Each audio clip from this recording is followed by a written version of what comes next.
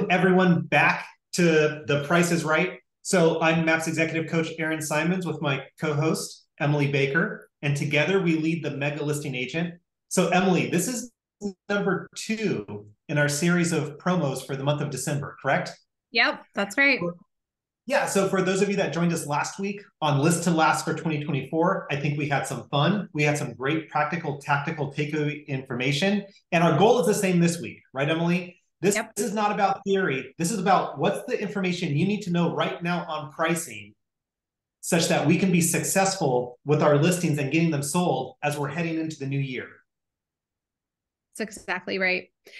So we've got one more promo. If you haven't registered for Take More Listings now, go ahead, scan that QR code and get registered.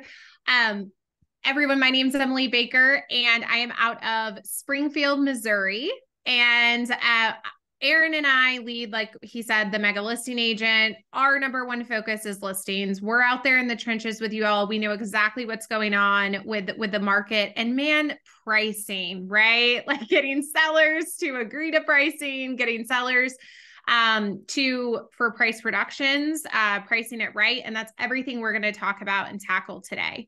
So Aaron, let's go ahead and kick off with pricing expectations, because you and I know expectations eliminate objections, right? That's exactly right. So when you're talking to a seller, what are the key pricing expectations that you're setting with them such that they know what to expect? So, and again, we're going to give you a couple of different ways to set expectations, but the first pricing expectation that I'm going to set is, on average, how many showings a week should we be seeing to know that we're in the right price point? That's the first one, right? How many showings a week should we be seeing to know that we're at the right price? For your market, Emily, what is it? Roughly. Five. Yeah. I think for most markets right now, it's anywhere between 3 and 5 showings per week. It's a good indication that we're getting enough activity to know we're at the right price, correct? Yep, that's right. But that's not enough. That's not enough. Showings alone isn't enough. So I would argue that the second expectation that we should be seeing to know that we're priced right is, of those showings, some of them are coming back for a second look. Meaning they come, they see it the first time, they got excited, and now they're going to come and see it a second time. Maybe they're going to bring their friends, their parents, their family back, right? But they're now going to come back for a second look. Would you, Emily, agree that that's a good sign on a listing that we're getting second looks? Absolutely. All right. So number 1, we're seeing 3 to 5 showings per week. Number 2, we've got buyers coming back for second looks. Now, the third expectation I'd want to set around pricing is feedback. So if we're priced right, we should be getting positive feedback from the agents and from the buyers they're showing it to. Would you agree? Yep, that's right. Okay, good. If the feedback is mixed, well, that's probably a sign that the pricing is questionable.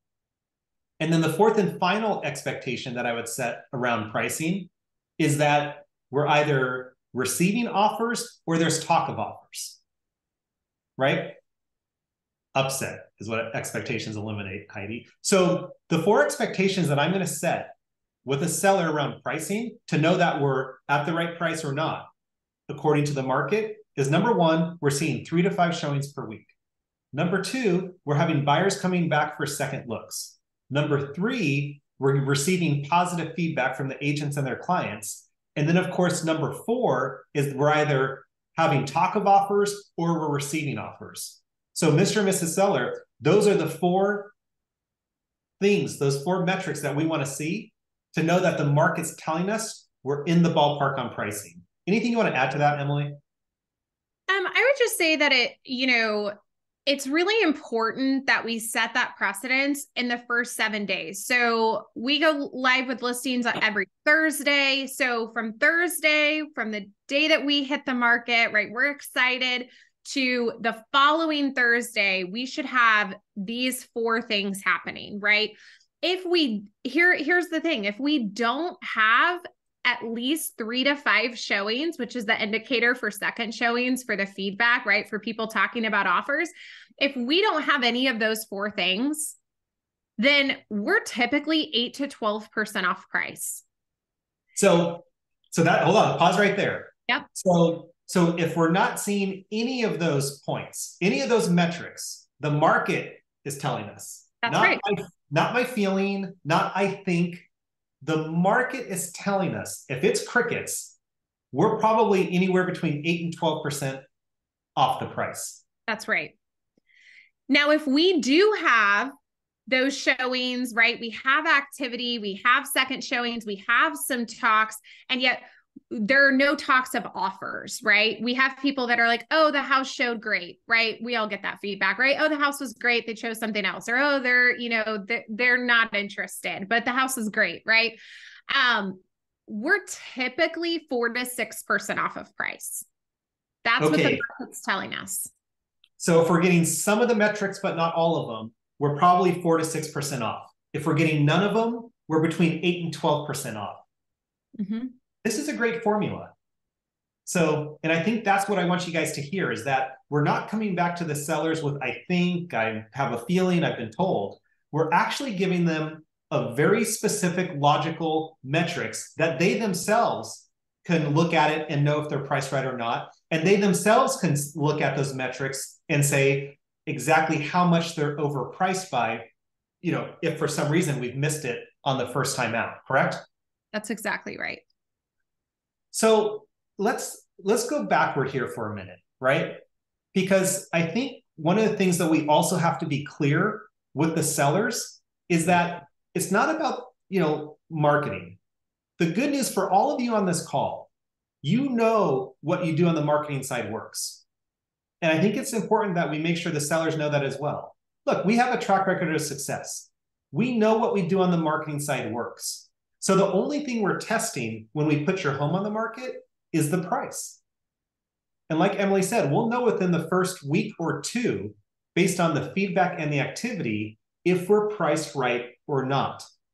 Now, Emily, not all sellers are clear on why we'll have feedback so quickly. I mean, why it's only going to take 1 to 2 weeks. And I think sometimes we have to back up and slow it down for them and actually explain to them how the market works. Because there are some sellers who might think it's going to take a month to know if they're priced right or not. In fact, I was looking at some market times recently that were at 40 days, 50 days, 60 days without even a price reduction. And so I think we have to remember how this works. So the minute that we activate a listing and it gets shot out to all the different web portals out there, people get the notifications on their phone, their tablet, their computer. They're going to know about that listing within 24 to 48 hours of us activating it on the MLS, correct? Yep. Like they're going to know very quickly, right? Because at any moment in time, there's a pool of buyers in your market. Now, even though they're going to know about it electronically within the first 24 to 48 hours, it might still take them a week, maybe even 2, for them to make it through in person, correct? Yep. But by that end of the second week, we could say that all the buyers who are currently in the market will have seen it, they will have known about it, and they've made a judgment. And either we're getting those metrics we need to see or we're not. Because here's the deal. If we're not getting the metrics and all the current buyers have seen the home, we're now waiting for new buyers to come into the market. And if all the current buyers have said no to that house at that price, what are the new buyers likely to say about that house and its price? They're going to reject it as well, correct? There's always outliers, right? There's always outliers. We understand that. But at the end of the day, this is how the process works. What do you want to add to that? I think the other thing is using pricing as a strategy. You can never really underprice a house because a buyer determines the value of a house, right? So I think a lot of sellers have this myth of that they're going to underprice it. And when we look at actual facts and statistics, what we find is, I mean, if you underprice a house, what happens with activities, offers? We go into bidding wars, right? They get above. So the buyer is going to determine what the value of the home is, right? And then an appraiser is going to justify whether that's valid or not, right? So it's just really, really important that if you overprice a house, you go on the high side, you can miss the activity, those 4 indicators, right? We could blow it up and we could now be 8 to 12%. And days on market is the enemy of a seller. Days on market is the enemy of a seller. That is the number one indicator. When a home is on the market 3 to 4 weeks and it's not selling, what do buyers think? There's something wrong. There's something wrong with it. And Aaron, you and I both know that there is absolutely nothing wrong with your house. And we don't want to give that energy out. So what I would recommend is, I know that the range is 325 to 350, right? Let's go on at 325 and let my pre-marketing plan blow this up for exposure such that we have exceptional activity. We have great results at the open house, right? It's a madhouse here. And we get offers because showings lead to offers. If people aren't touring the home, they're not seeing it to then offer on the home. Yeah, and I think there's a couple ways we can talk about this, right? So with what you said right there on days on market, in most all markets right now, days on market is going up. Mm-hmm. Emily, I was just doing a search for a buyer referral that came in this week. And of course, he wants to live in a very high demand area. Of course, he wants a deal. So as the conversation's going on, my excitement's going down. Mm-hmm. And you know what? I ran the search, and to my surprise, I'm looking at the market time for these listings in the area. And just within the last 30 days, all of a sudden, days on market's averaging like 45 days for those listings. That's crazy. It was 7 days like just 2 months ago. Yep. So we're seeing days on market going up across the board, right? And I think the conversation with the seller is very simple. It's, look, if there's 2 listings, one's been on the market for 3 days and one's been on the market for 47 days, is the buyer going to make the same offer on both listings? No. They're going to make a much stronger offer on the one with the lower days on market versus the one, right, that's getting market stale. So, Mr. Seller, the sooner you get on and off the market, the more money you're going to get for your home. And you had said something earlier that I just want to make sure everybody heard as well, because what one of the objections we're hearing a lot out there on pricing is what you said earlier, which is, well, I don't want to underprice it. I don't want to underprice the home. And you said it so great. And I think another way to say it to the seller is, you know what? Value is like water. It will always find its natural level. It's very easy to overprice a home, and there's dangers in that. However, it's impossible to underprice, because like what you said, when you underprice a home, what's going to happen? It's going to get a lot of activity, right? It's going to get more than one offer, and then that price is going to get bid up to market value. That's supply and demand. We can't argue with that. That's exactly right. So real quick, someone had asked about a visual, and if you in Shift, I think page 147, 146, there's a couple of visuals that actually explain exactly what we're talking about here. And I know you can print them out, I think, off Keller Ink as well. So if anyone needs a visual, that's where you can find them. Yeah, that's exactly right. Yeah. And I think that the biggest thing is communication's key. And a lot of people do relate to analogies. Or to stories. So I'm going to give you all a couple analogies or stories that are working in today's market right now. The first one is the 3 pitfalls to overpricing. So when someone is just really, well, Emily, let's try it for 30 days, right? Well, let's just try it for 2 weeks, right? So I always go back to, hey, I hear you. I know you want to get top dollar. That's my goal too, right? My goal and working with you is to sell your home for top dollar in today's market. And we've got to use the data as a source, because I've been doing this for over 10 years. Here's what I found when we miss the price. Okay. Number 1, we get high online views, no showings. This does nothing for us because if people aren't touring the home, they're not buying the home. Can we agree? Next, we get a ton of showings and yet we get no offers. This is even more frustrating because it takes a lot of work to get your house show ready, right? You're putting the coffee cups in the dishwasher or hand washing them, right? You're having the kiddos make the beds, right? Getting the dogs in line. There's just a lot of work that goes into having a home show ready. And when that hard work doesn't equate to a result financially, it's really frustrating. And then the third is even the most frustrating, and this is the call that I do not want to make to you, is that we have a low offer. And it's lower than what we're even talking about today, because at that point we're sitting on the market because days on market is the enemy and people are trying to get a deal.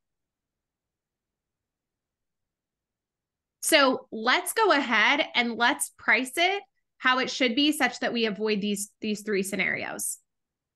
Okay. So that's a way just to paint a picture for the seller of what can actually happen. And can we all agree that those are the things that happen? Like y'all have had those things happen, right?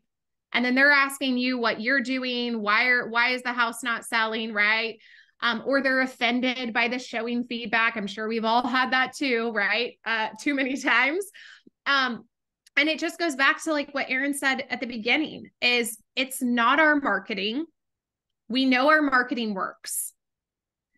It's not the market. The market is still moving. Has the market changed? Yes. Is it still moving? Yes. It's not your location because you're, based on the comps, you're in a great location where buyers are buying. So the only thing that we're really testing here is price. And I think our goal as the messenger, I love, someone said in the chat, yes, we're the messenger between the market and the seller, right? We're not the market, but I think our goal here in the dialogue that we're creating is we're taking the emotional piece out of the price. Because the minute that it starts to go on the emotional side, I think, I feel, I need, I want, like that's a losing battle. That's why it's so important on these expectations for it to err on the logical side. And the more logic we bring to it, also, the more respect they have. Because remember, on pricing, they're just pushing on us. They're just pushing on us. They're testing. And when we can push back with logic, it's hard to argue with that. That's exactly right. Facts trump feelings. That's right. The other thing that I'll mention is, are you all experiencing sellers who do want to price high, or they're saying, oh, I want to wait until the market comes back up, or I want to, I need more money. Are you all hearing that with sellers? I'm hearing that a lot. So yes. Okay. I see some head shaking. Okay, cool. So my favorite analogy to use when people say this is I like to use a casino analogy. Anyone here like to go to the casino? Where are my people at? Who likes to go to the casino? Surely somebody on here does. Oh, Ashley. No? Okay. Well, Ashley lives in Vegas. So, okay. So when you go to the casino, so let's say that we went into you can still use this analogy if you're not a casino person. Okay. So don't tune out. Okay. Cause this is so relatable for people. Okay. Cause most people have at least gone to a casino once. So let's say that Erin and I walk into a casino. Okay. We each have $100. Okay. We sit down at the blackjack tables and we're feeling good. And we just get on a heater. Okay. Like we are on fire and we are celebrating. We're making lots of friends. We love the dealer and we're just having a good old time. And we look down and at one point we're at $700 and we're like, this is amazing. And then eventually our heater dies. Right? Because unfortunately, all good things must come to an end at the casino, right? And we decide we're like, okay, we're at $400, we're leaving. Okay. So we each turned our $100 into $400. Did we win or did we lose? We won. We won because what did we walk into the casino with? $100. $100. Yeah. So here's the thing. Erin, a lot of sellers right now are thinking that they're losing when they're actually winning. In the last 4 years, we've had over 40% appreciation in equity and home value. So yes, the pricing may not be what you wanted it to be, or it may have looked a little bit different earlier this year, and yet you're still winning. Yeah. 3 years ago, your house value would not be the 350 we're talking about today. It would have been 275. You know, the other thing I think is important to acknowledge in this conversation as well, that they're still winning, is that when it comes to pricing, and we're now either going on the market or we're on the market giving them feedback, sellers tend to become very short-sighted. Mm-hmm. You know, we've all gone to a seller to have a pricing conversation, and their knee-jerk reaction is, well, I'm not selling, or I'm taking it off the market. And they forget why they're actually doing it to begin with. And what we have to remember is that they're short-sighted, which means we always have to take them out, you know, into the future. And for them not to sell, there's going to be a cost to it. Sometimes it's monetary, meaning if they're looking to downsize into something smaller, as a lot of, you know, sellers are doing right now, especially boomers. Well, guess what? There's a monetary cost. They're going to save money every single month by making that move. And whatever price reduction we're talking about, they're probably going to make it up within 12 months of making the move, right? So sometimes it's monetary. Sometimes, yeah, Emily, it's an emotional cost. They're moving to be closer to their grandkids so they can spend time in their life. Well, by having that knee-jerk reaction and not selling, what's the emotional cost to them not being with their family, you know, in their prime years? And then the last one, there could be a physical cost, right? They could fall down the stairs. You know, they don't have full mobility of their home anymore. So we also have to remember that when we're in the thick of it with these sellers who become very emotional about their pricing, right? We have to remember that there's always a cost. And when we can take it out into the future and identify that monetary, that emotional, or that physical cost, it starts to calm them down a little bit and bring them back to reality, to listen to our logic, which is the feedback from the market. So exactly. I just want to get that out there. Yeah, you nailed that. Motivation moves. Y'all write that down. Motivation moves. It's our goal to remind them every single conversation before price, their motivation, right? And just to match it too. Sometimes what I like to do is I like to say, hey, I set this expectation. Just here's a bonus expectation for you. I like to set the expectation of, hey, I always want my motivation to match your motivation. Okay. The last thing I want is for me to be a 10 and you're a 7 and you're like, calm down, crazy lady, right? Like I want our motivation to match at all times. So throughout this process, I'm going to check in with you to ensure that we're in alignment and that my motivation is matching yours and that nothing yet has changed. Because sometimes life happens, right? Things happen. Are you okay with that? I've never had anyone say no to me. And then I'll just remind them, hey, just want to make sure anytime with a weekly market update, anything, hey, as always, I want my motivation to match your motivation. Has anything changed? I think the last thing I want to throw out there, Emily, is this. We're seeing a lot of what I've been calling death by 5,000. So we talked about the percentage of, you know, we talked about the metrics and what that tells us in terms of percentage on price corrections, right?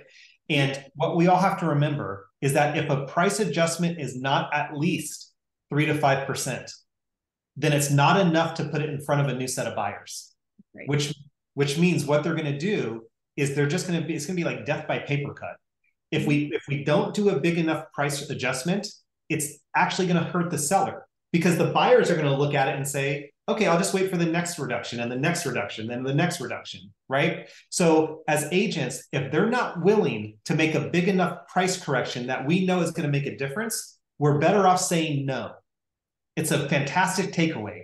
Hey, seller, I can appreciate that you're willing to reduce your price by 5,000. However, I'm not going to do something that's going to hurt you in the long run. So I'd rather wait until you're ready to reduce it to where the market's telling us it needs to be than make a reduction that will just hurt you. It's the ultimate takeaway. If it's not big enough, you say no. That's exactly right. Yeah. And I'll give you just one final point. We don't price like Walmart.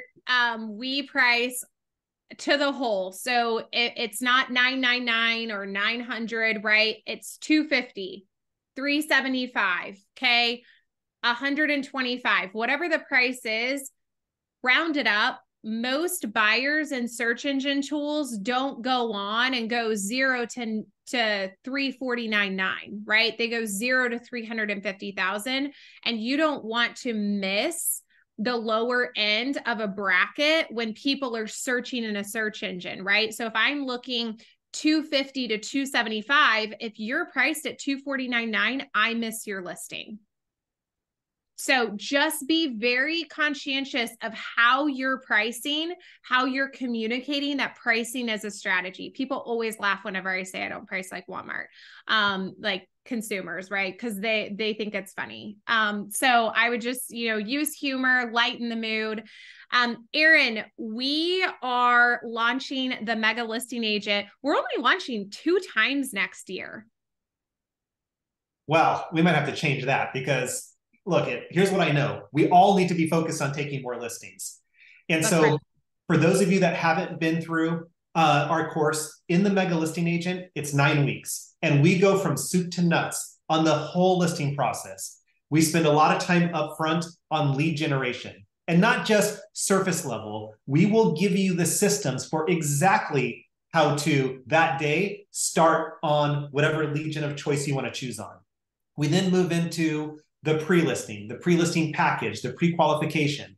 We then run through the whole listing presentation from start to finish. And then, of course, we wrap it up on how to maintain that listing, price reductions included, which is what today's call was focused on, and of course, how to continue to receive referrals from those sellers long after they've closed. So if your goal is to take more listings or to be listing focused in 2024, now's the time. We'd love to see you. We're specifically launching it on January 10th because we know for a lot of us, this is our focus starting right out of the gate at the beginning of the year.